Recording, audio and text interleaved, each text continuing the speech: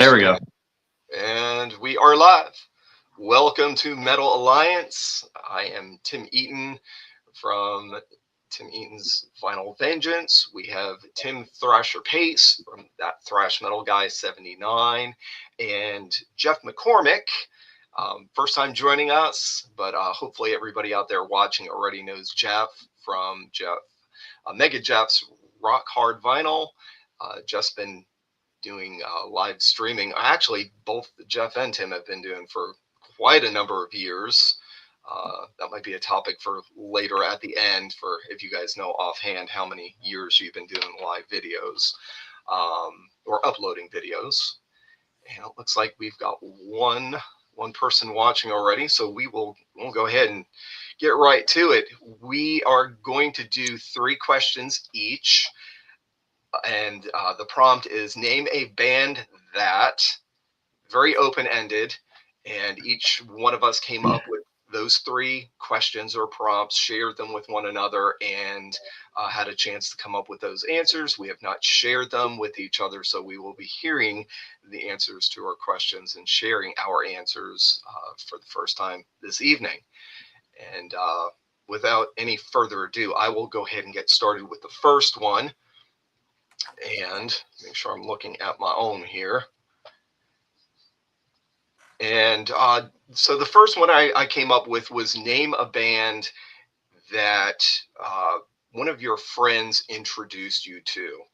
And I probably could come up with a load of different ones, but there was one in particular that I've got a friend, Scott, who now lives in North Carolina, but grew up with him on Long Island. And the two of us just had this, we listened to the same bands, Iron Maiden, Anthrax, Metallica, but every time we came across a new thrash band, just, went to the store, picked up something. As soon as we gave it a listen to, if it was worth sharing, we shared it.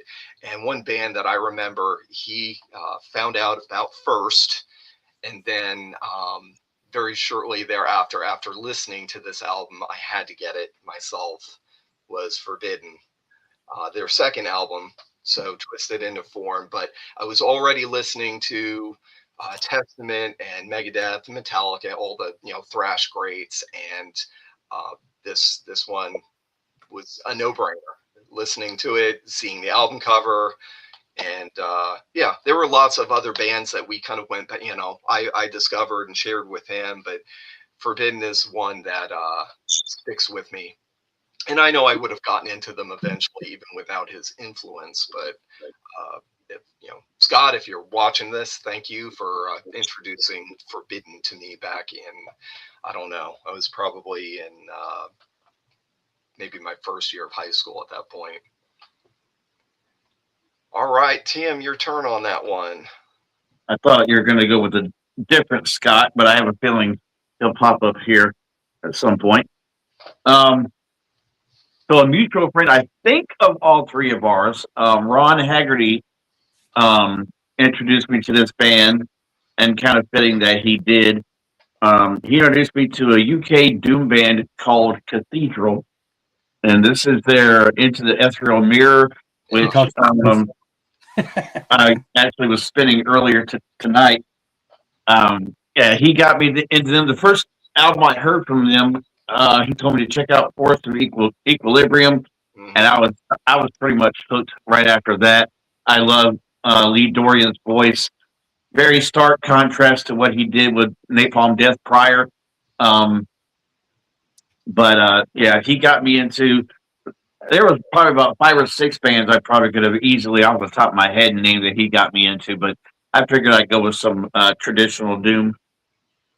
Yeah, and there's such a great contrast between the first and second Cathedral, because that first one, doom death, and then the second one was much more traditional.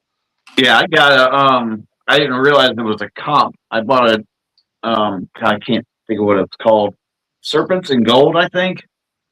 A comp for Cathedral, and in there's a in through the liner notes. I got it on CD. And I guess the interviewer asked him. He's like, did you ever consider when you left Napalm Death doing Death Doom? And he was like, no, because Death Doom always seemed like just slower death metal. And I wanted to like completely distance myself from like the death metal stuff. Even though I wouldn't consider Forest a complete Death Doom album. Like I don't think they're like Paradise Lost or My Dying Bride or anything like early on and stuff. There's elements to it, but I think it was probably very easy to see early on that they weren't going to be a Death Doom band. They just had those kind of elements and then never really had it after that. And we got George watching from Alabama. He says, sorry he couldn't join you gentlemen tonight. And I know George is experiencing those nice hot and balmy Alabama temperatures right now. So Talladega Nights. I don't even know if he's anywhere close to Talladega, to be honest. All right, Jeff, what you got for that one? So funny you mentioned he brought up Ron already, and you brought up earlier about how we got started. My very first video the very first video I ever did on YouTube was a contest entry for Ron. So he's the one that got me making videos. So there you go. Cool. Awesome. And then it's funny you mentioned a childhood friend named Scott, because I too had a childhood friend. And I thought, should I go back to something like my childhood who got me into so much stuff? And I have a childhood friend from high school named Scott. What I did pull was from Scott Waters, who got me recently to check out the Axe Dragger band, Nice. which was really killer. Terry Glaze on vocals. Yeah, so that I went with that. But since you brought up a childhood thing, yeah, I had a best friend, Scott, that we did everything together. And when I first moved to the neighborhood, I moved like 3 blocks from where I lived. Where I lived before, I was just into one particular band, and that's really all I knew. And then I moved a couple blocks away, met this guy, Scott, and he introduced me to everything else. Van Halen, anything that had hair, bandanas or whatever. And the two of us just went hog wild. This was the early 1980. So, and then I left that neighborhood when I joined the military in 84. So for 4 years, everything from 80 to 84, the two of us lived together in enjoying. So yeah, we influenced and loved a lot of stuff. So the good old days. What branch of the military were you in? I was in the Air Force. Okay, I was in the Navy for 5 years. Yeah, I didn't have any childhood friends that liked metal. All my childhood friends were like into whatever was on the radio. There was like this band of like misfits at the school, the ones that are always getting suspended. That I kind of hang around a little bit, and I would get into bands primarily from looking at what was written on the back of their jean jackets. And then, once, one of their videos would come on MTV, I knew to pay attention. That was, that's kind of how I got. MTV was basically my introduction into practically everything that I started getting into early on. Yeah, he had MTV. My parents did not have cable. And so I practically lived at his house. They had cable, they had all the high-tech stuff. And so yeah, we would stay up all hours of the night watching MTV. We'd mute it when there was trash on, we'd play it when there was something good, and listen to records and air guitar and bounce around. And I've told stories on my channel where his father built us a stage in his backyard, and we used to take every light in the house we could find, every lamp we could find in somebody's trash, and we built a light show. And then we'd take a box radio out there and crank up some like live Ozzy, and he'd play guitar and I'd play hat boxes look like drums. We had crazy childhood, but yeah, Awesome. MTV was a big thing for us too. That sounds like a good time to me. All right, Mr. Tim. All right, what question am I going to start with? All right, you know what? Since we started off with a friend thing, I'll do one kind of close. A band you discovered via social media post. So this could be whether it was a post in a group, a post of a friend, and this is kind of where Scott Waters comes in, because I'm sure the three of us can agree Scott Waters has cost us a lot of money in the past. Whether it's stuff you're buying from him, stuff that his label's done, stuff that he's shown in the past. So a band I love, as you can probably tell, my my name is that thrash metal guy for a reason. And I love the German thrash scene as well. And a band I did not know existed until Scott Waters was Accuser. And I actually bought this copy actually came from Scott Waters. It was the first Accuser album that I have. And immediately after hearing this album, I think I listened to him a little bit prior to buying that one. But when he went through like a little purge of stuff a couple of years ago, he was selling doubles and stuff he really wasn't into, and I may or may not have spent over $400 on Scott Waters. But anyway, so I was listening to him a little bit, and then once I saw he had an Accuser album on the list, I'm like, that belongs to me. I'm taking it. And since then, I've gotten a few more on vinyl, a couple on CD. I do gravitate towards their later output over the last 15 years or so. I think the vocalist sounds different now than what, say, like their middle period, I guess, like the 90s. It's the same lineup and everything, but I think I like the vocals better as they've gone on. And I will, kind of like Scott, I will always champion that band, Accuser. Check them out if you haven't. Yeah, speaking of Scott, back when I was, like I say, when I first got into making videos because of Ron, I was really only watching two channels, Scott and Ron. They were the only two people in the VC that I knew of. So yeah, Scott's been very influential. Now, I took this question quite a bit more literal because, yeah, I've been influenced by a lot of social media posts, things like that. But literally, this is one of those social media ads. And you all may give me some flack for this one because it's not, straight up metal like you thought. But, so recently, and you've probably seen the ads, but Facebook, Instagram, I keep seeing the ads and it looks kind of weird. And the guy talking looks kind of weird. And then I'm like, I checked out some of the clips and went ahead and made the purchase. But Rocket Star's Death of a Rock Star. I don't know if you've seen this guy. He wears face makeup. He's always on let me see if there's a picture of him. I don't know if there's a picture of him in here.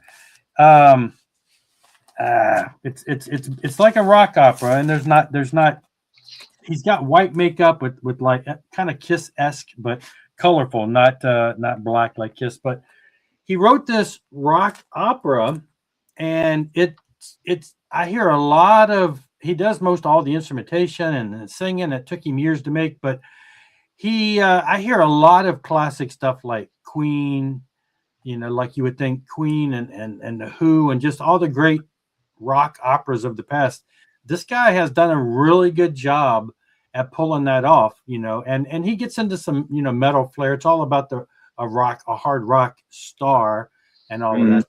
Anyway, I know, kind of weird, but that literally is a social media ad that I still see. And there's another album that he came out with after that I've also picked up. So yeah, anyway.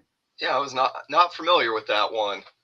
I'm surprised you haven't seen it because I see the ad all the time. Maybe I have. It's possible. Sometimes I breeze by, not knowing, if it's not something I recognize. The guy's got an interesting look. Like I say, he's got makeup and stuff, and he's on there talking about this. And he made this into a movie that he hand animated himself, and it took him like years to do. And anyway, he tells the whole story, but it ended up being pretty good stuff. We'll have to look into that. That sounds cool. George mentioned Patriarchs in Black. And yeah, Scott kept pushing that on me, so I finally. Yeah, that's another Scott Waters thing. Yeah, I've definitely picked up a lot because of Scott, but there are most of them are bands that I've known. Maybe I didn't own, but I knew of the bands. So I really struggled. Not that I really struggled with this one, but I wanted to make sure it really was something that I found on social media, that it wasn't something I'd seen in print somewhere, a band that I wouldn't have had an opportunity to go see live. And so I don't know how I've been lucky enough to actually get anything from this band, because their releases are extremely limited. I mean, I not even 100. I think a lot of times they're more like maybe 50, 20 prints, as much as maybe even 10. Demo stuff on CD, or excuse me, demo stuff on cassette tape or limited vinyl. And the first one I picked up, so the band is Tales of Medusa, and 7-inch. This one actually, okay, this one was $299 pressed, but they don't sell them online. They give them away. I think this one I actually contacted the band on Facebook and they sent it to me. They will not take money. Now I do have another one, a 12-inch, and that one I think I did get from maybe Shadow Kingdom, but it was a case of boom, it showed up and then it was gone as quickly as it showed up. Right. Okay, this one's 375, so I should have looked at my numbers here, but I know that they have other pressings that are, you know, like a demo, 10 cassettes, or, you know, 50. This one it's actually not an EP. There's you know, full tracks on side A and side B, but just traditional metal, Vancouver, Canada. Very little information about this band online. They don't have an official website. I don't think they have Bandcamp. I usually, when I find out that they've released something, it's already disappeared. So it's kind of annoying, but fun too, challenging. That if you want to get something from them, you have to be kind of keeping an ear out.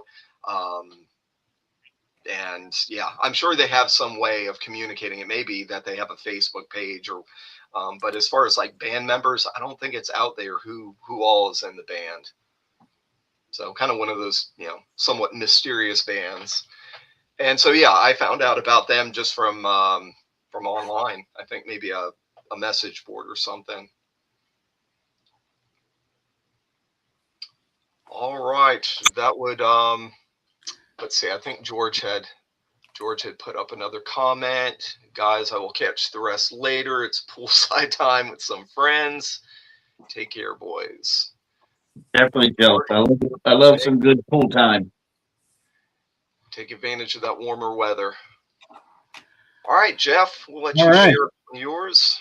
I'm heading into pool time myself. Actually, we leave tomorrow morning for vacation. We're going up to Upper State, Virginia, and kind of camping, but not really, because we're going to stay in a cabin. But water, tubing, fishing, water park, all kinds of stuff. So anyway, that'll be tomorrow. Okay, mine. I changed the order a little bit here because it makes more sense. But the first concert you ever went to. Now, as I mentioned before I met my friend Scott, I really only liked one band. Prior to liking that band, I was into singles. I was a kid. I was 10, 11. And I used to get, I was into disco, I guess. I liked the Bee Gees. I liked Andy Gibb. I liked the, Grease soundtrack, all that stuff. And then a friend's sister kind of let her hear this band. And then I got into them. And so I don't count the concert that my parents took me to go see Roy Clark. I remember that when I was a kid in my father's arms and he signed my hand. I don't count that. The first concert I went to on my own, with my brother, because I was way too young, was Kiss. And I saw them on the Dynasty Tour in 1979. So that dates me there, older there. So, that was the first time I got into any kind of rock and roll concert at all. I don't know what I may have done before that, but I had the whole concert experience. I went with him and his girlfriend, and we went at like noon, and we stood in front of the place all day, right in front of the door, and we did all the funny chants, 1, 2, 3, 4. I didn't know what any of this stuff was. We just had fun at that time, and I remember I was standing right in front of the door, and I'm all of 12 years old. I think I turned 13 maybe 2 weeks later, and I'm standing right in front of the door. Well, the doors were 2 doors with the metal pole in the middle where the doors connected, right? Doors open, I hit the metal pole, people shoving me. I hit the metal pole and it scrapes right down, just like Oh, got a rash on my arm. But we ran in, and anyway, so yeah, I'm sure my parents weren't too thrilled to have my brother getting me squashed at a concert. But that was my first rock concert, was Kiss on the Dynasty tour. awesome. Not not to make you feel old, but that year was the same year I was born. I know. Well, you all did the show last time, and I'm thinking, man, you all are all in your 70s, and I'm like, I don't know if I could find any good hard rock albums the year I was born. So I'm like, that would have been a little tough. Hard rock wasn't even invented then. Yeah, I mean, there was harder music, but not anything compared to what you all were showing. So yeah, I'm the old guy. I'm sorry. That's all right. Somebody's got to be the oldest. Somebody's got to be the youngest, and Mm-hmm. tonight I'm in the middle. All right. So yeah, that one first concert, Jeff, like you, I probably went to concerts I don't even remember that I was dragged to with my parents. I do remember uh, vaguely Barry Manilow, and I do have a memory of going to an outdoor summer concert with the Stray Cats opening up for Willie Nelson, and it was so hot. It was in Jersey, and there were people passing out left and right because, of course, all the adults were drinking and nobody was hydrated. I don't even think we were there I think we ended up leaving before Willie even came out. So I'm not including those. I figured the first concert that I chose to go to, got permission from my parents, actually ended up going with one of my younger brothers and my mother, was Duran Duran, Nassau Coliseum, 1989. And I loved Duran Duran from the early 80s. The next year, I got to see Kiss, and that was Hot in the Shade tour. That was my first time seeing them, and my brother and I got to go without any parents that time. And that was the same venue. But yeah, I'm going to own the Duran Duran. That was my first chosen concert to go to. I liked them in the 80s. I still like them. I still listen to them. At least the My early stuff. first chosen band. Um, so when I was really actually getting into music, like really paying attention to it, um, I was really into this, and really I still am. I like this band a lot still. A Christian hard rock band named Petra. Now I did not see them on this tour because this was '88. I did see them a few years later on the Wake Up Call tour, '93, maybe '94. And I think the place I saw was not too far from where I'm living now, if I can recall exactly where it was. I think it was Township Auditorium. And I remember being conflicted because I was in one of the balcony areas and I wanted to throw up the horns when I was headbanging, but I was like, I don't think I can do that because this is a Christian concert. And so I just kind of raised my fist, and that's what I did. My first actual like complete metal show though would have been in 2000. I saw Typo Negative on their World Coming Down tour. I'm jealous. I've never seen Petra, and I really would like to, but They should be touring again now because they just put out a new album this year. I was going to go to Immortal Fest this year, and they're playing like 3 times, 3 different lineups, but I'm looking like I'm not going to get to go now. So, yeah, I think they're touring. I think, besides that, I think past that, if I remember correctly, I think there's already dates for 2027. I have to keep an eye on see if they come around here. They'll come out your way. All right, that brings up question number 2 for me, and let's see which one. I'm just going to go in order.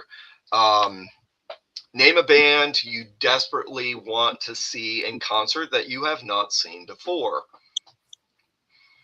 And I'm going to mention one I had the opportunity to see and chose not to because back in that year, and I'm thinking it was 92,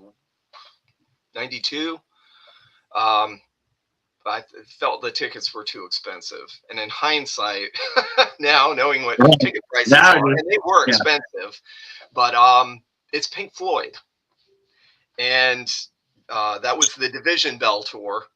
And of course, that was David Gilmour and Richard Wright and Mason on drums. And so with this one, I figure, well, there's that possibility they could get together. Not probably never going to happen. But if Roger Waters and Gilmour and Mason got together and decided they were going to do a tour and cover some of the older stuff, I don't think Waters would cover anything that came in the years that he wasn't there. But if they got together and did a tour, I would suck it up and pay the money to go see them. I've had opportunities to go see Roger Waters. He's played Nashville a number of times, but I have a hard time with him and his outspokenness and his political views, and I would want to go see the band, hear the music, and not have him lecture at me. So I've chosen, even though I know that he puts on a great show, I've purposely chosen not to go see him. Yeah, there's certain artists you kind of already can expect you're going to hear something that doesn't pertain to what they're doing.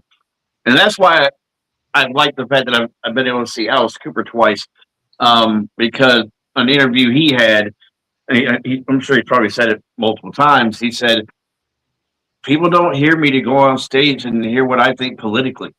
He's like, they're there to hear the songs that, that we put together, and why turn it into, a political landscape when it's rock and roll. Yeah. So.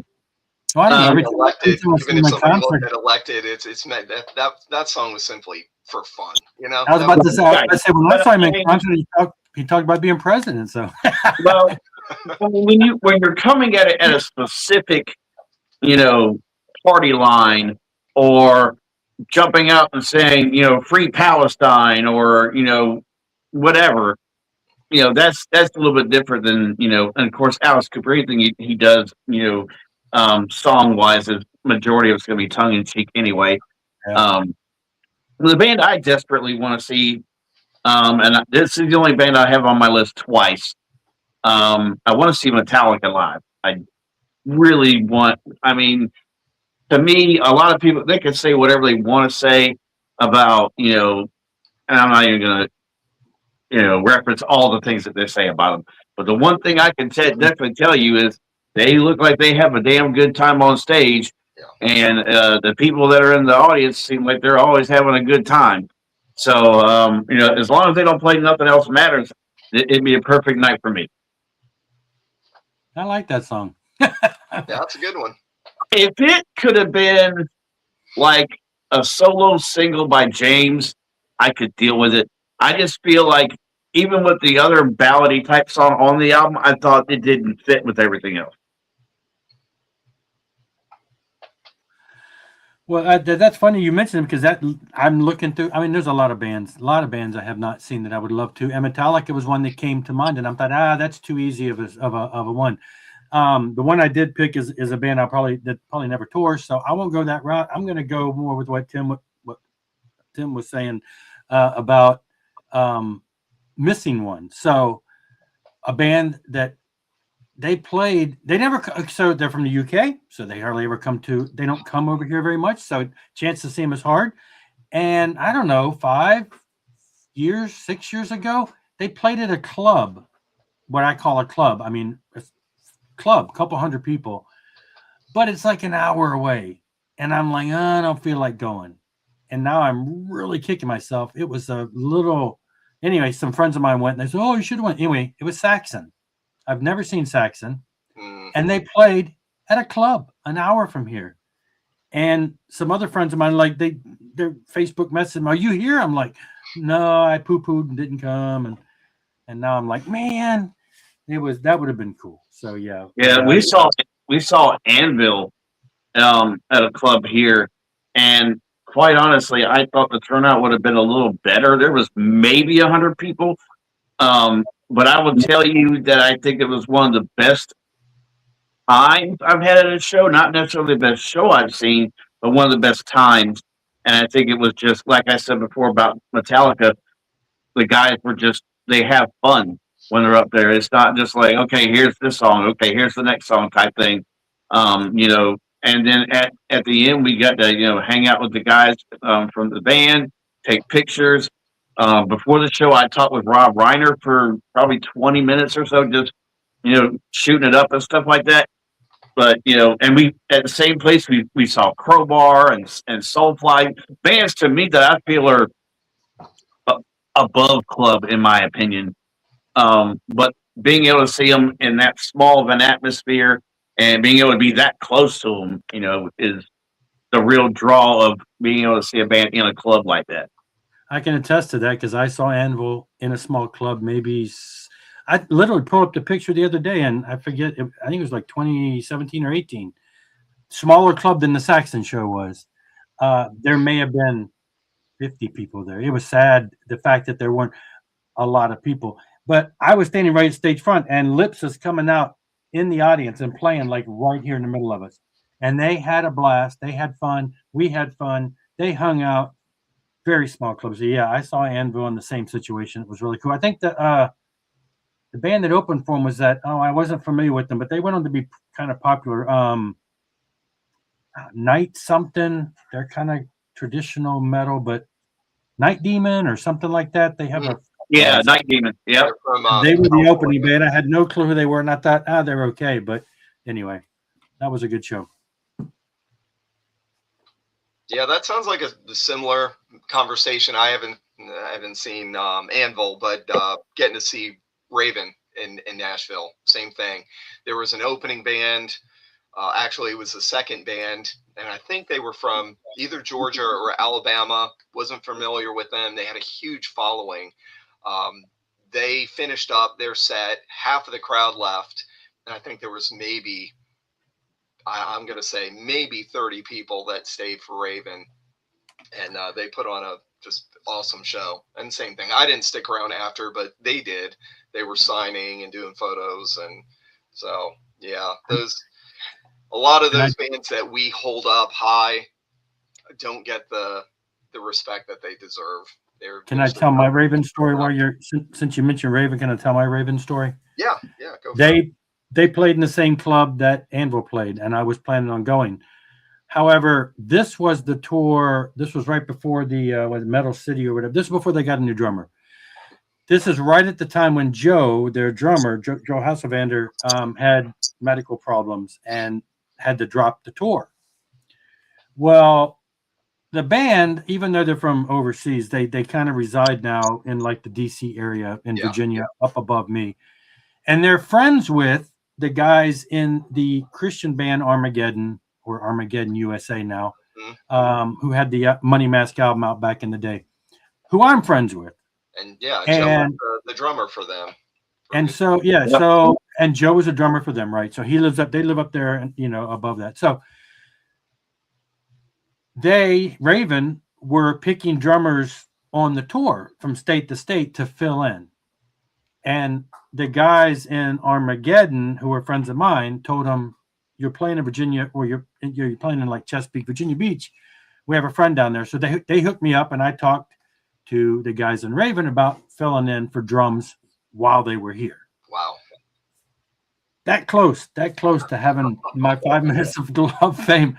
Wow. But they literally found that new drummer guy before the tour started. Okay. And so they got me back with me and said, yeah, no, we got it covered. Thanks for your help, or your opportunity help. But that's cool that they responded. They actually got back in contact, and then most people would be like, "Sure, we got our guy. We're good." Yeah, it's funny that you mentioned Virginia Beach, because that's where I was stationed. Yeah, you mentioned that. I think for you were here 4.5 years. 90 something. Was that club that you saw them at? Was that the Norva? No. See, now the Norva is a big club, in my opinion. That's where a lot of B-level bands. This was Riff House, which is a club. It's over in the Portsmouth area. It's a scary part of town, but that's the only club in the area where original bands can play, or that has original bands. Norva is like big. They have like 12, 1,400 people, I think they seat. So that'd be the big bands that don't sell out the arenas, but you know, a lot of bands play there. But this, The funny thing is, though, a band I saw there, you probably would never think you would see a band there, and you may have been at that show when Megadeth and Iced Earth played there in 01. yeah, I did not move back here until 2002, so I probably just missed that. Okay, so And yeah, of course, when you were here, probably you may have seen shows like at the Boathouse that doesn't exist anymore either. But the Typo Negative show was at the Boathouse. because there was a lot of decent bands had come there over the years. I saw Three Doors Down and that Theory of a Dead Man and some of those bands, and then the Boathouse closed. But that was sort of like the Norva. It was another place that had a few hundred. My friend Scott, when I was in the military and away from here, he saw Stryper at the Boathouse. That would have been really cool. But yeah, so Most of the shows I went to were at the amphitheater, yeah, that's the big place. which is where I saw Megadeth play the year prior. They played at the amphitheater with Motley Crue. It was supposed to be Anthrax as well. Anthrax was kicked off the tour at that point, which in hindsight, I would have rather seen them with Joey anyway. But question number 2 from me, a band you originally didn't like, but now you love. And I referenced this band a few minutes ago, and that is Crowbar. I got into them. Well, I tried to get into them originally because there was a Pantera video where Phil was wearing one of their long sleeve shirts, Crowbar shirt. I was like, well, if Phil likes them, they got to be good. My logic, right? And so I'm on my first deployment, and I bought the Broken Glass album, and I started listening to it, and like immediately, I couldn't really get into it because of the vocals. Kurt's voice really wasn't doing it for me. At that point in time, I was mainly like a clean singer guy. Like, so, you know, Halford and Hetfield and Mustaine and Dickinson and all that kind of stuff. It wasn't until probably 10 years later that I actually decided to go back and give them another shot. And, you know, now they're one of my favorite bands. And, you know, like I said earlier, I got a chance to see them live. But yeah, that's my Crowbar story. All right. Well, my story, as far as a band I did not originally like that I grew to love, is going back to something that you've already mentioned too, and that's Petra. Oh, So here's my Petra story. As I've already said, I grew up in the early 80s with my friend. We listened to everything, everything with hair, makeup, bandanas, Motley Crue, Kiss, Van Halen, Def Leppard, you name it, Riot, everything. Well, I was also a church kid, and I was raised in the church. And so people knew that I listened to hard rock. Well, so everybody's pushing this. Have you checked out Petra? They're a hard rock Christian band. Have you checked out Petra? And at that time, it would have been, you know, around the Not of This World, More Power, you know. And I listened to it. I'm like, are you kidding me? That is absolutely nothing like what I'm listening to. definitely my least favorite period of the band. Yeah. Oh, okay, I get that. At the time, that was the period, and I'm like, this pales in comparison. There's no way I could jump ship for this kind of stuff. Yeah. And really, I think at that point, that's probably what was the hardest that people knew about. Obviously, we know now in hindsight there were a lot of underground bands at that time period probably popping up.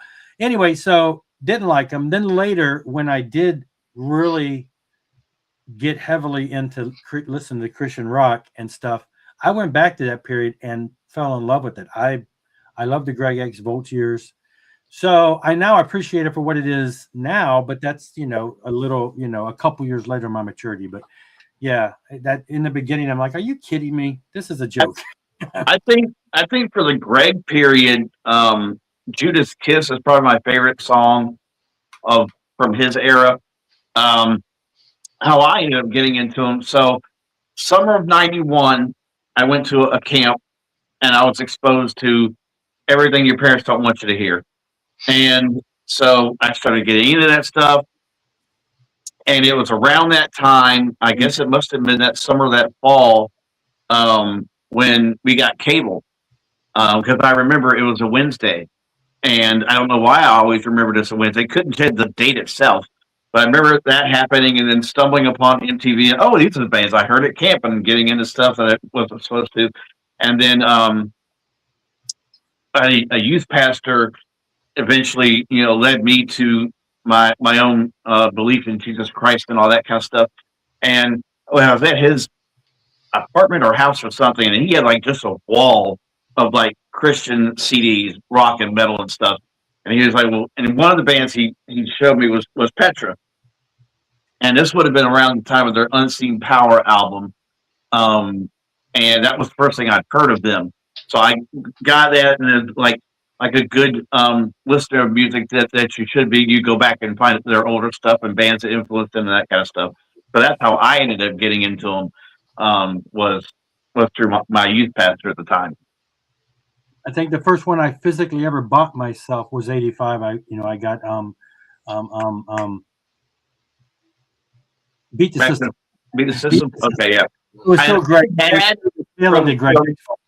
From that point until I graduated high school, I had 13 cassettes, including there was I had 2 compilation albums. They had one called Petrified, which was, if I remember correctly, a 2 cassette compilation. That was basically their heavier songs from the 80s, and I don't think there was anything from the 90s yet. And then there was one album called Petrophonics, which was basically all their ballad type stuff. And I very rarely listen to that because I'm not really a ballad guy, regardless of what kind of music it is. Well, that at that time period, so this was 1985. I was in the military. My room. This is at the time when I had rededicated my life, and I was just listening to a lot of Christian music. And my roommate also was a Christian, and so he liked the lighter stuff. I liked the rock. So my collection at that point was the first Leviticus, the first Saint, the first Messiah Prophet, a couple Barnabas albums, the first 2 Striper albums, that kind of stuff. When CDs came out, and around '85 is when we discovered them, we both went out and bought a CD player. And at that time, the only Christian CDs that you could find anywhere was Beat the System and Amy Grant Unguarded. And he bought Amy Grant Unguarded, and I bought Beat the System. This Barnabas band? That Barnabas band. Yeah. And I have a story about that Barnabas band I could tell you if we went that route, but I'll hold off for now. All right. Well, my band that I initially didn't like, I guess anybody that's watched any of the Metal Alliances is going to have heard this already, because I think last time, Tim, we did our show with George, I think I brought this up, but I've got two younger brothers, but brother closest in age to me, 3 years younger. When he was in middle school, he had a really good friend who was a drummer. He's probably, I guess he could have been like 10, 11 years old, but he was phenomenal even at a young age. And he was a huge Rush fan. And so my brother kind of gravitated, started listening to Rush because of his best friend was this huge fan. I couldn't get into, I could not get into Geddy Lee's voice. I don't have a Rush handy. I just picked this up yesterday. It's just a two song single. But I couldn't get into him. There were some songs like Fly By Night. I kind of liked it, but his voice just didn't click. But through the years, I'd hear my brother playing it, and there were some of the live stuff. I think it just started seeping in, the drum work, the instrumentation. At that point, I knew a little bit of Yes. I hadn't gotten into Floyd yet. It was well before, I was in my Maiden, Anthrax, a little bit of Ozzy, that stuff. But I remember I think it was 89 when Presto came out. I used to go to Record World, and I can remember seeing the CD, and it was when, the long CD cases, and just the rabbits on the cover. I thought that looks pretty cool. I'm going to go ahead and try it. I'm going to pick it up. I don't think I had heard any of the whatever singles had been released from it. And I brought it home and I liked it. And I listened to it, and I still to this day, that's one of my favorite albums of theirs. along with 2112. I think that was the next one I got. And then, yeah, within a few short years, with some help from Columbia House, I think I had just about everything. Not Columbia House. Yeah, and then so I've got them all on CD, and now I'm slowly getting them all on vinyl. But yeah, Getty, I would say for most people that aren't in a rush, give it time. Let it soak in. If it's the vocals, just listen to some of the instrumentals. Find whether it's mid-career, early, or later, and find an album, give it some time, and you'll learn to love it.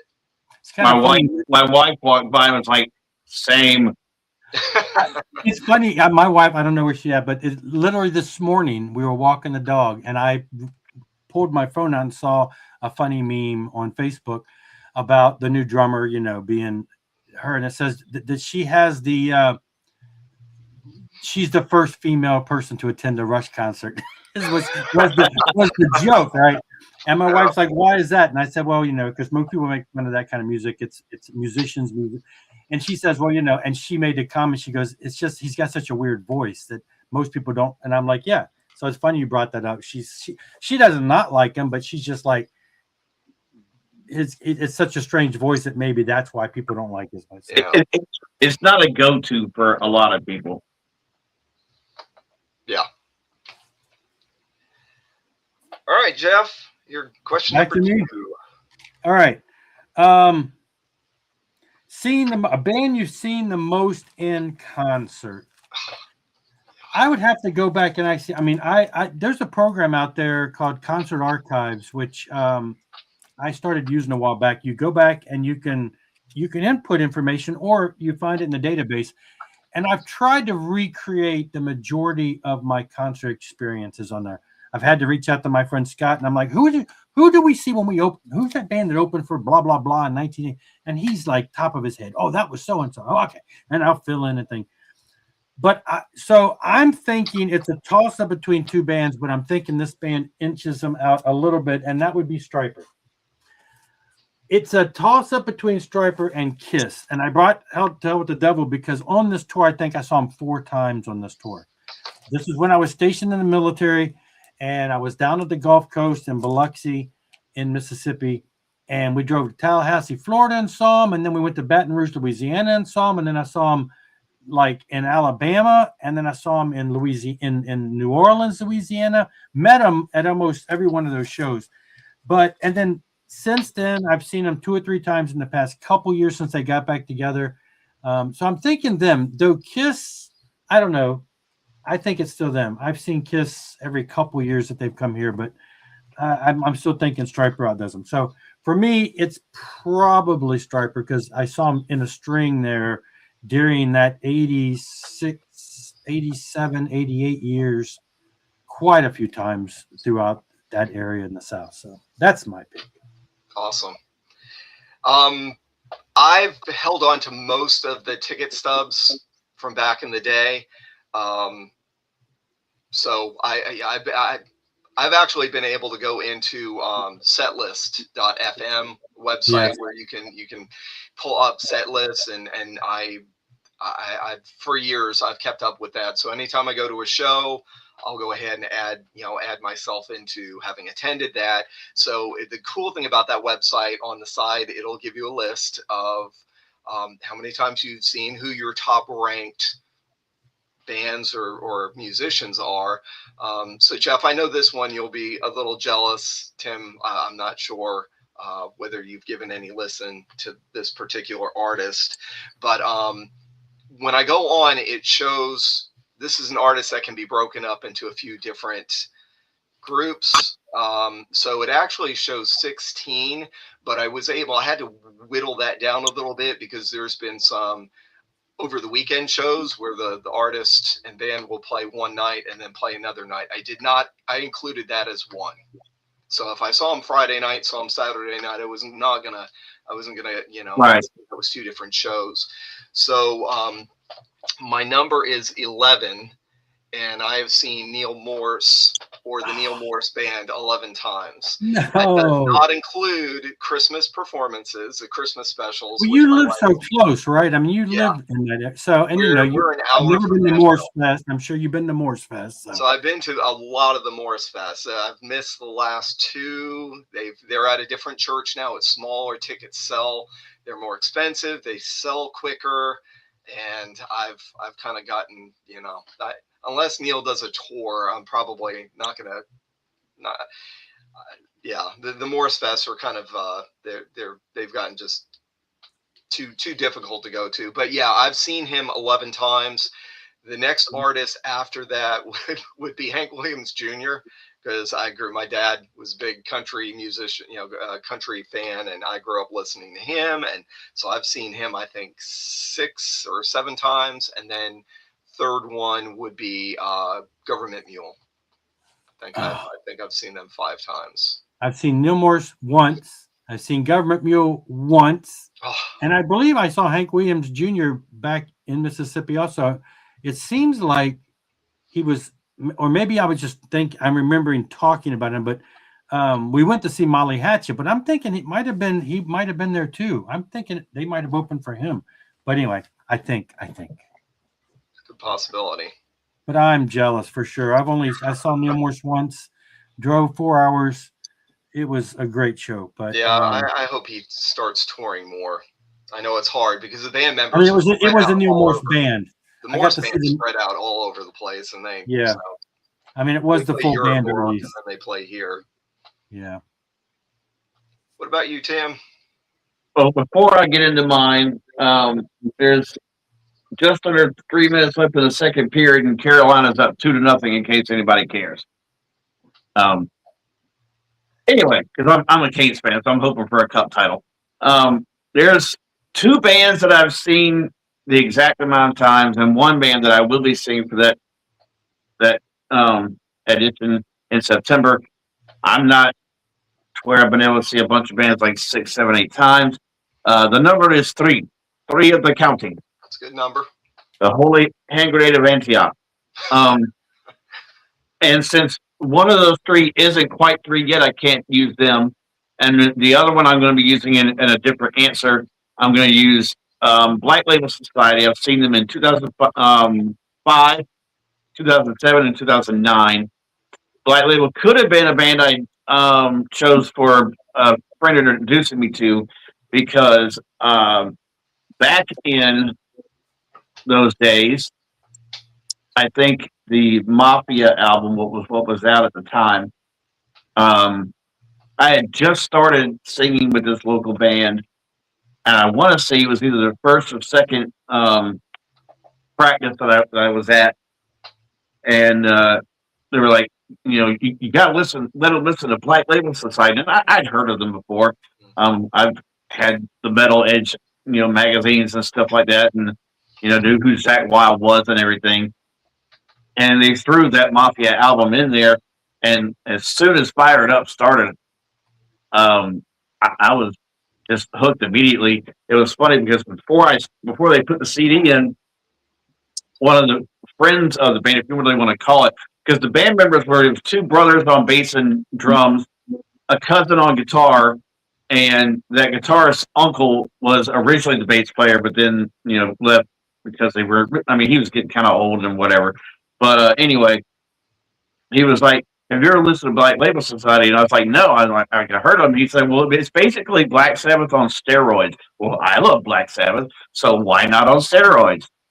And, you know, like I said, once Fire It Up started, I was like immediately hooked. And, you know, I think the new album is really, really good. I think it's the best thing I've heard probably since Order of the Black, which came out in 2009. Yeah, I've only got one others of theirs, but a buddy of mine sent the new one, and it's good enough that I'm going to have to start going back and trying to, you know, give a listen to some of their other stuff. I was going to pull my favorite to show. I was like, I don't feel like grabbing a stack of stuff that I'm going to put up while still trying to watch the rest of this hockey game. Very cool. I actually got to see Black Label Society for the first time about a mile just a little bit over a mile from my house. You guys probably can't hear it right now because we're all talking, but if there's any boom, boom, boom going on in the background, the Bonnaroo Music Festival is wrapping up tonight. A mile, the gate, the entrance is a mile away from us. And so I think it was 2019, the Exit 111 Festival happened on these same fields, and we had ZZ Top and Slayer, Anthrax, Def Leppard, Guns N' Roses, and a whole bunch of others, but Black Label Society was one of the bands I went and saw. There was a main stage and there were 2 or 3 other stages, so you kind of had to pick and choose, and I chose Black Label Society over ZZ Top. I had to choose. Being that I've seen Black Label, I would have had to have chosen ZZ Top. I think I know a lot of people would have, but I was like, well, I think I had seen Zach before with Ozzy live, but I felt like I made the better choice at that point. And, all right.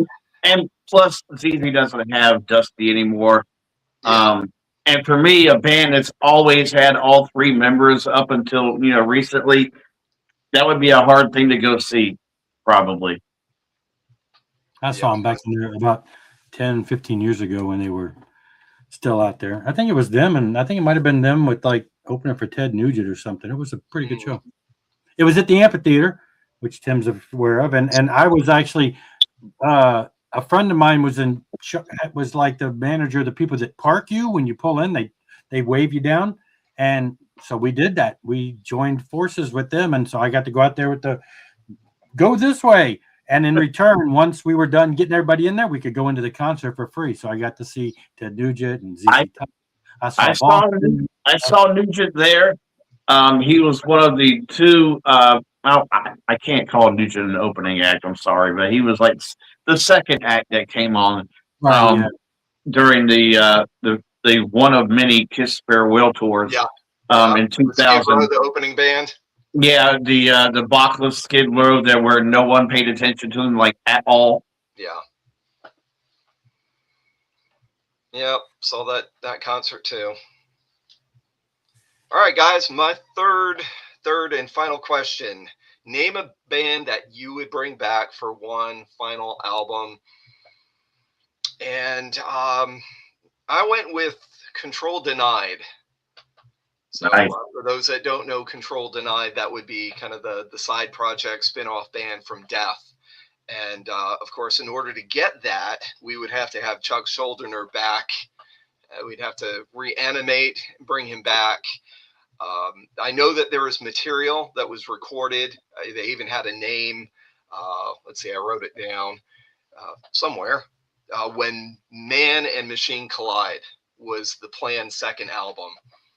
And they scrapped it, and then I think Chuck decided to go back and do the final Death album, I believe. Or that may not be true.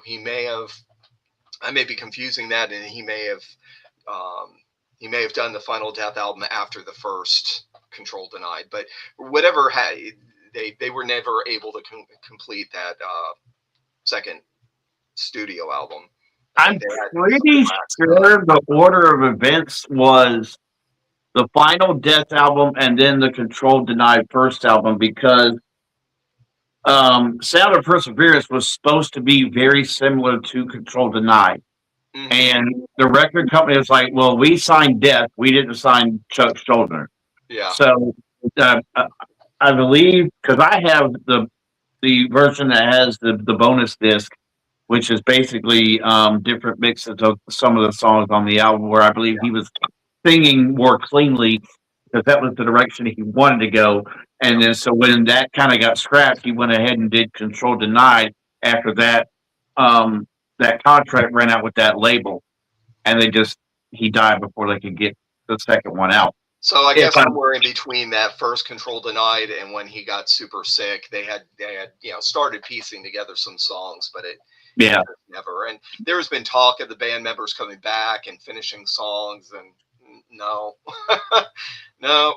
That's a I band, mean, that's a musician. I'd want full stamp of authority. His, and it wouldn't have to be his vocals, but even at this point, the Tim, I'm not sure how to pronounce his last name, but the singer from Control Tonight, he died a few years ago.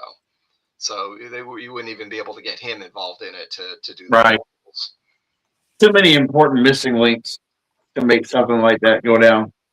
Yeah.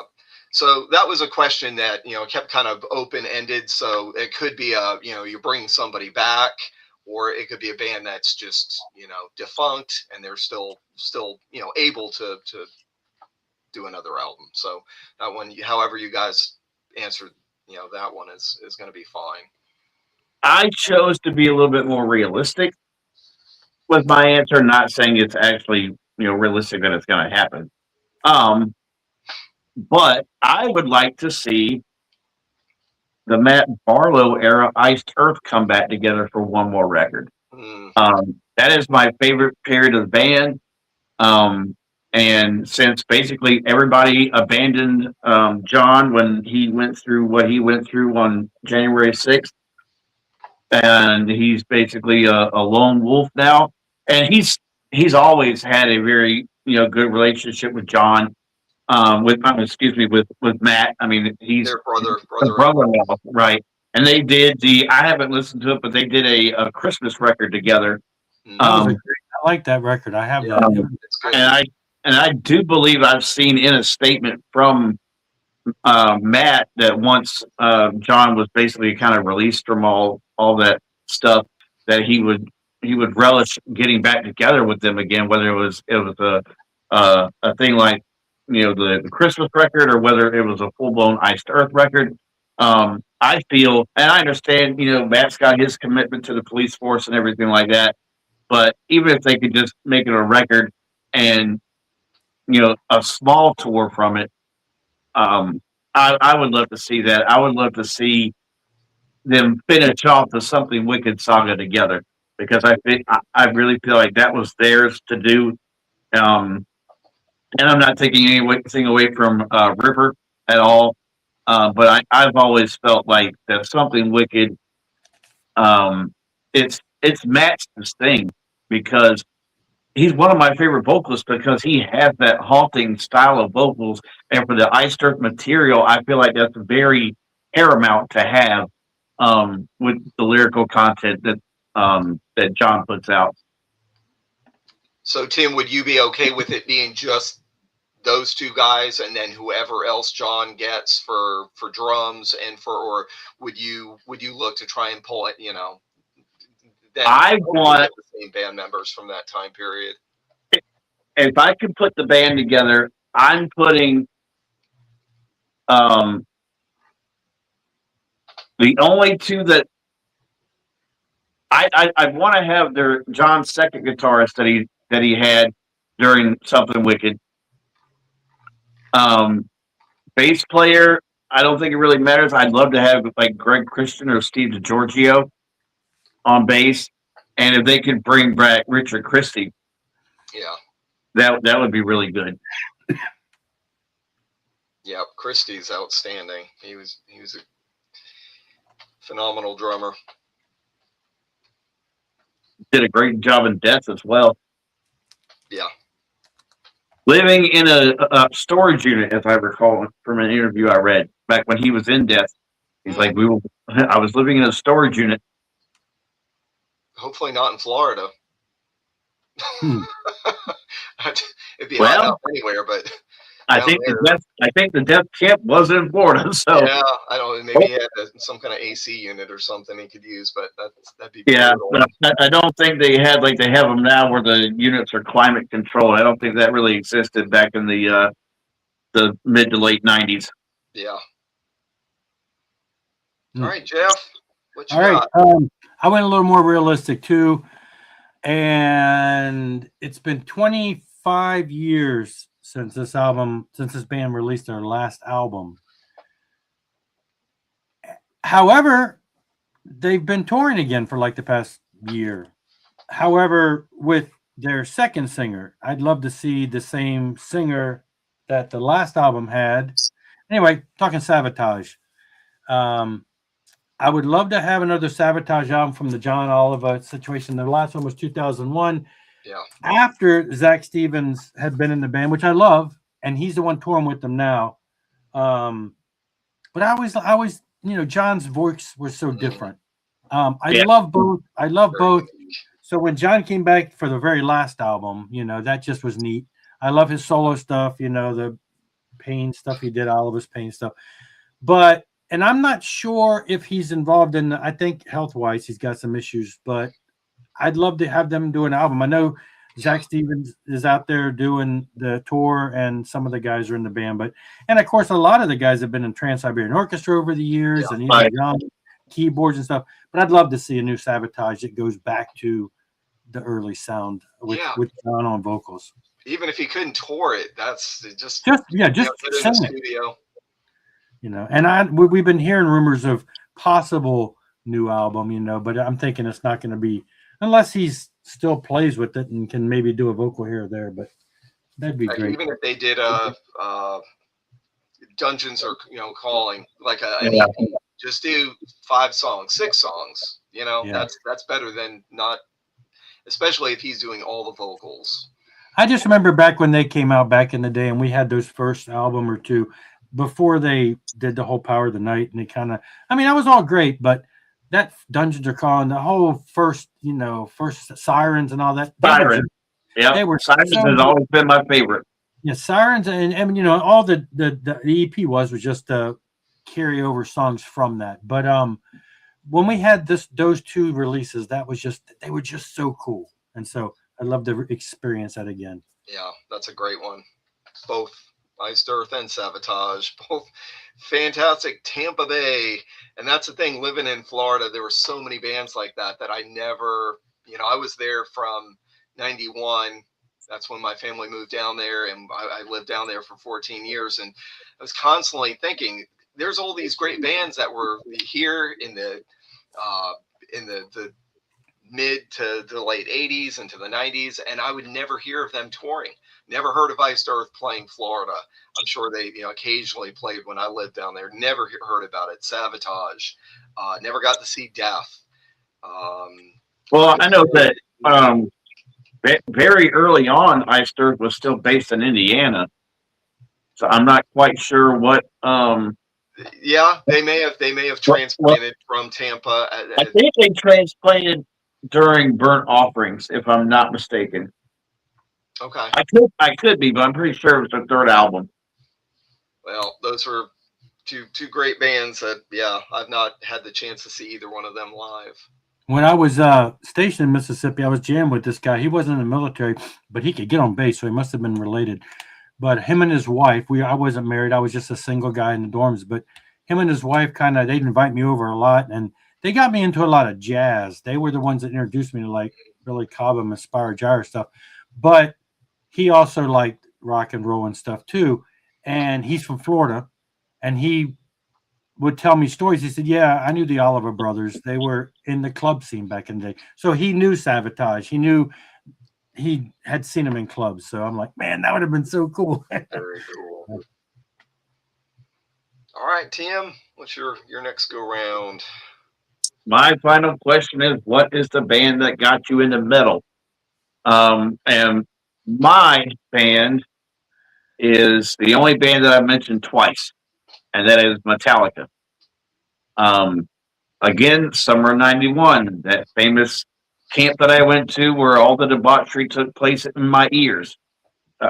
So we get off out of the vans, we go to what I consider to be a barracks type room where all the bunk beds and everything are for everybody, and I start strolling around looking to find my way, and I hear this insanity over these speakers playing, and I see this guy running around, and I hear the song, and the guy running around, he's screaming Metallica, Metallica, and I was like, well, I can put 2 and 2 together. This is a Metallica song.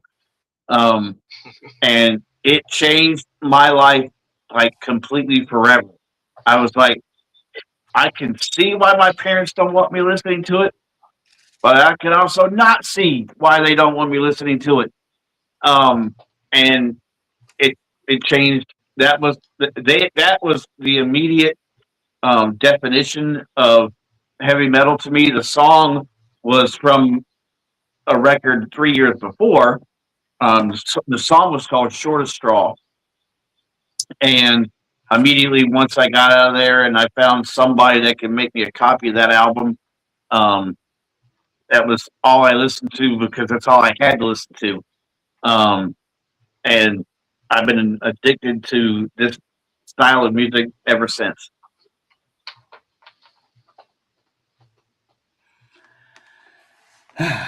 Boy, y'all make me feel old. I was Mine won't be. Was that the first Sabbath show? no, not that old. Back when I was a youth, we would go to the record store and we'd buy the independent albums. We'd flip through the independent, and it tended to be stuff on smaller labels like Megaforce and Combat and everything small. And I bought Kill 'Em All when it came out, sight unseen. Nobody knew who Metallica was. I just bought it because they looked cool. I bought a lot of bands because they looked cool. We bought everything because it looked cool. But even my friend Scott, who was into all the same music I was, scratched his head when he heard me cranking Kill 'Em All.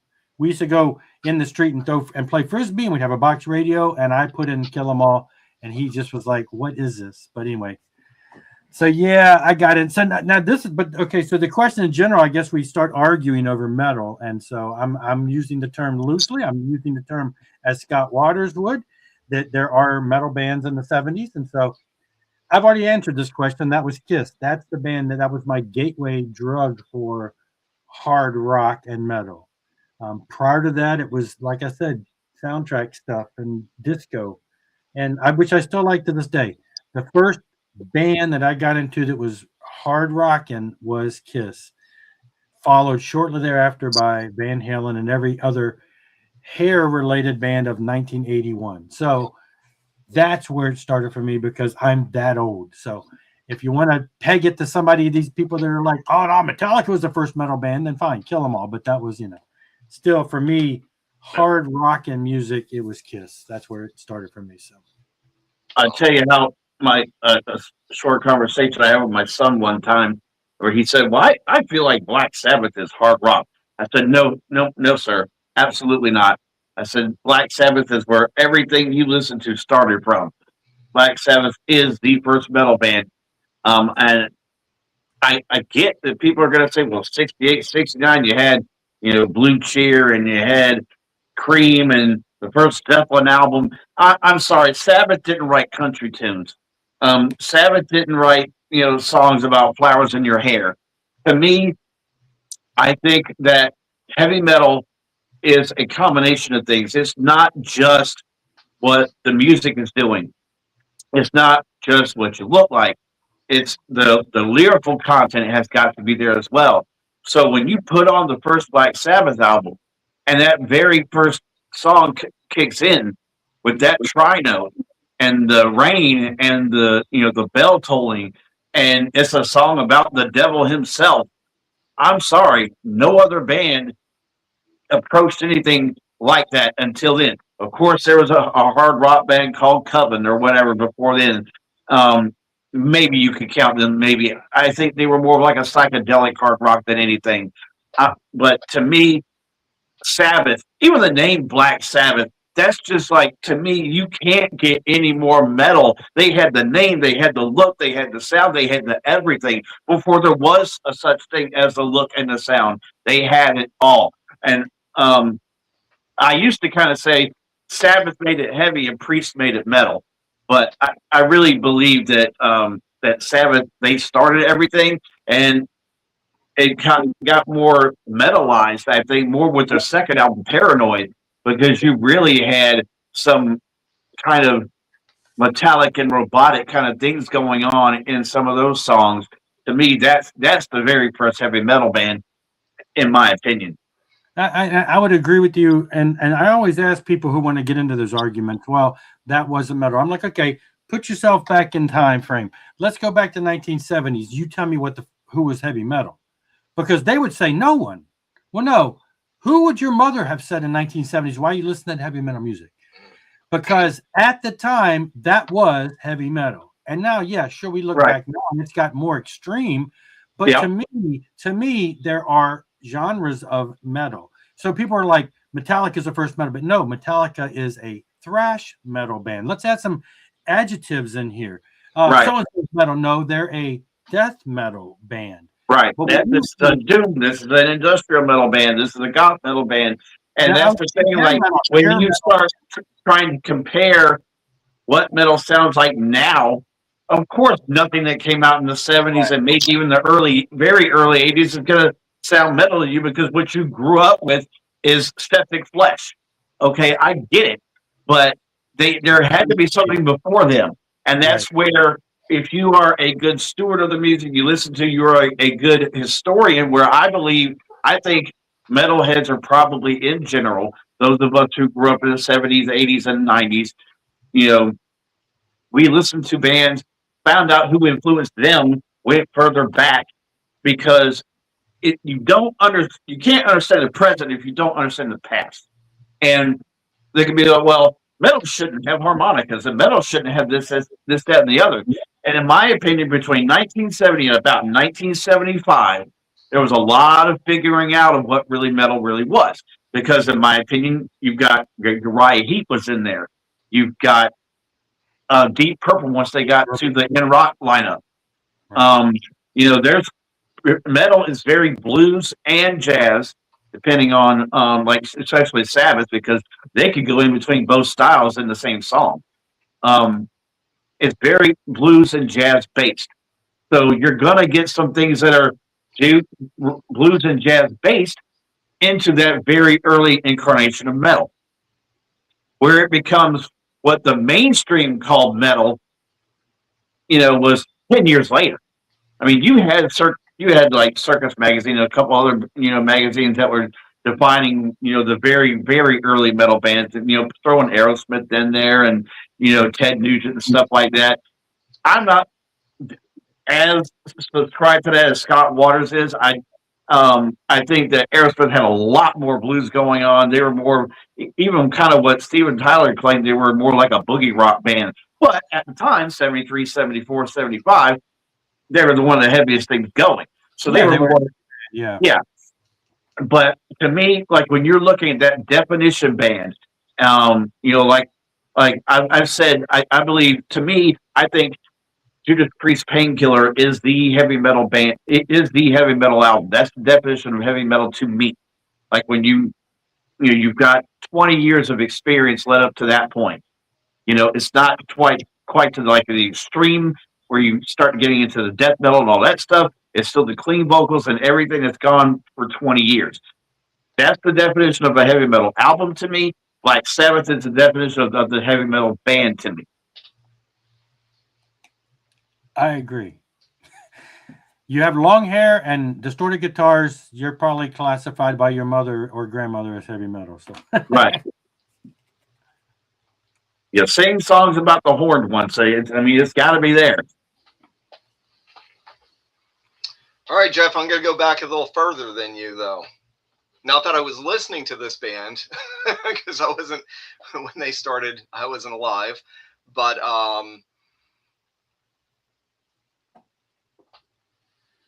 my father, who was born in 49, never listened to any heavy metal. And he did not listen to Black Sabbath. And I didn't grow up hearing Uriah Heep or any of those proto-metal bands.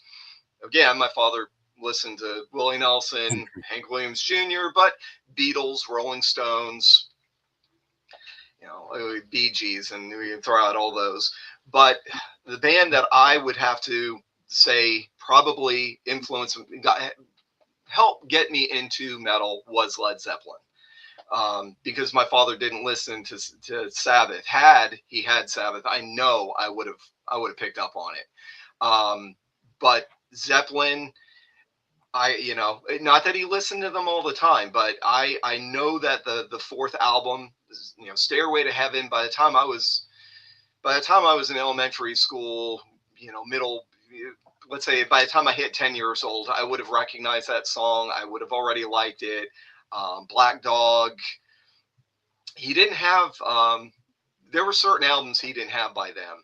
But now, when I was 10 years old, I was already starting to get into Rat and Quiet Riot and Twisted Sister through MTV and through just, other kids at school. But again, I was 10 years old. I didn't own any of their albums, but my father was working on trying to, expose me to Zeppelin. So by the time when I got old enough to start buying my own music, at that point, I knew Communication Breakdown. I knew No Quarter. I was already gravitating towards their doomier or heavier songs. Those were the ones that I even to this day, I listened to Physical Graffiti a couple of weeks ago, and I'm like, it's okay. I'd rather go back to Houses of the Holy or their first album. And so, yeah, if I have to look back, I would say, my father playing the Zeppelin albums definitely had a huge impact on me. And then, then the gates opened up for everything else that was hard and heavy. And I totally agree that Sabbath is, the quintessential first heavy metal band. But Zeppelin definitely had, they didn't have the look, and there was only a few songs that had those elements, but those songs definitely hit hard. And I will always contend that regardless of today's studio tricks and everything that's gone on, in the last 56 years, I still believe Sabbath is the heaviest band to ever play.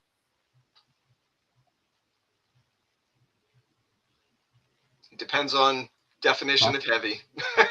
Yeah, a lot less effects and everything, I'm sure, because it had to right. be Like put it that way. If you take every band that's ever existed in heavy music, run them through 1972, 73 equipment, Sabbath got everybody beat, period. They had to do a lot of ingenious things to make some of those sounds. Yeah, because you didn't have a lot of the pedals didn't exist. I know that there was some drop effects. There was some drop tuning that Tony was doing, but nothing to the extent where they damn near drop every fucking note at this point in the game. And it's a very indistinguishable riff that you hear in a lot of these bands. Where with Tony Iommi, you pretty much had the same guitar tone through every record. Even going after the Ozzy years and Dio and Tony Martin and all that kind of stuff, you had a very still distinguishable Tony Iommi sound, where it sounded like every album was recorded in the exact same studio. Yeah, interesting idea. All right, Jeff, we got number 3 for you. Number 3, the farthest you've traveled to see a band. I have 2 potential answers, because does it count? I guess I'm making the rules myself, so I don't know. I drove 11 hours to go to a festival. I don't know if that counts, because it was 3 days of bands. That counts. That's the absolute furthest I've driven, and I drove in a VW van with a couple other friends, and we camped in a tent for 3 days, 11 hours plus of driving. So that's probably the furthest. But as far as the furthest I've traveled to see a band would probably be just like 2 years ago. We drove all the way to Myrtle Beach, 4 hours. Not 4 hours. That's a little further, about 6 hours or so, to see Stryper. And it wasn't that we couldn't see Stryper closer, but we have friends that live down in Charleston, South Carolina, and they were going to see Stryper in Myrtle Beach. And we're like, hey, we'll go to Myrtle Beach and hang out with our friends who we haven't seen in 15 years, who we used to be stationed in Mississippi with 40 years ago, and we've seen them maybe twice in the past 40 years. And so they were going. We chatted on Facebook, and my wife's like, let's go to Myrtle Beach. Let's just go down there for the weekend. We'll hang out with our friends. We'll see Stryper. So, and that's like 5 or so hours away. So did I really travel just to see Stryper, or did I travel to see my friend? I don't know. But it was initiated. It initiated because we were going to the Stryper concert. Was it at the House of Blues down there? Yeah, it was the House of Blues. That was Beyond the that, first place I saw Alice Cooper with the House of Blues. yeah, because I mean, we did drive. I drove 4 hours to see Neil Morse band. It was up near DC. That's we've been to DC for that 4 hours, but that Myrtle Beach is further. Yeah, so that's probably the answer. And like I say, unless you count going to Cornerstone Festival in 1987 and seeing a lot of killer bands after 11 or 12 hours driving from Biloxi, Mississippi, all the way to Illinois. So Yeah, mine's a bit of a cheat too, but again, like you, it wasn't necessarily traveling to a show, seeing the band, and then coming home. That's mine. Mine doesn't fit that parameters. So revisiting my friend Scott Zadeb, my middle school and high school friend from New York, after we moved to Florida, I think it was my first return trip. And I'm trying to think if I flew. I think I flew this time. It was before I did my first drive up to New York. So it was flying, but it's 3.5 hours there, 3.5 hours, and I was staying for probably a week. But I flew to New York by myself. I guess I was 18 at that point, and we went into the city by train and then subway to see Spinal Tap at the Beacon Theater. oh, I'm super jealous to see. Yeah, Oh my god, that was a once in a lifetime. Because they were, what was it, Breaking the Wind. So I wasn't even familiar with any of the songs from that, but they had the girls up on stage. I think they had one of their videos, and they had the little people come out, and it was a great show. But so that was the farthest I've traveled for a concert. And then I was kind of like you. I did my wife and I went to Baltimore from Tennessee for a 3-day festival. It was a doom metal show, and we were only able to stay for 2 nights. We did 2 out of the 3. But so that was, I don't know, that could have been a 7.5 or 8 hour drive from here. Yeah, we stayed in Myrtle Beach a couple of days. Well, we went for the concert and turned it into a vacation. That's what we did. But it all initiated because even my wife, and she's never seen Stryper. I've seen Stryper so many times. She's like, I want to see Stryper while they're still around. So she made the plans, and we went down there, and yeah, we stuck around a couple of days, but that's still, the way to go.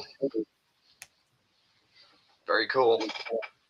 I guess I'm going to be the only one who did this in a night here. So my wife and I, this is the other band that I've seen exactly 3 times. Mm-hmm. The first time it wasn't with my wife. I saw them the first time in 2015. No, 2016. Sorry.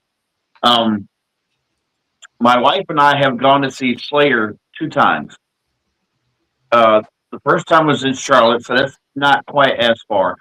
The second time we drove all the way to Raleigh, which is a 4-hour drive there. Saw them and drove back. A show that included Testament, which we got there at their last song because I misjudged the traffic. oh, I would have seen that. Yeah. So, and then Lamb of God, who we saw with the other time, Behemoth, who we also saw with the other time, Anthrax, which was my very first time seeing Anthrax. And this was, I think the Raleigh show was the second one we went to. It had to have been. It was like a very little amphitheater, and it was very hot. I don't know why Slayer likes to tour in the summer. Maybe they want a preview of what's going to happen when they die. I don't know. Waits. Is that little? We went to Raleigh a couple years ago, but it was an outdoor venue, and it was like right in the middle of town, which was really weird. Like it was called something like the Red something, or I don't know if it's the same place, but the stage is not very big. It was a decent sized arena, but it's nothing. Actually, no. So, yeah. So, okay. I have it backwards. the Testament Anthrax version of it was in Charlotte because I remember that PNC Pavilion, which is where we've gone and seen a couple of other shows. But yes, the Raleigh stage was not very big at all. That was the first time we saw him. We saw him in Raleigh, and yeah, it was super freaking hot. We were nowhere near the shade anywhere. Um, and the 4 hour drive there and a 4 hour drive back. We got back at like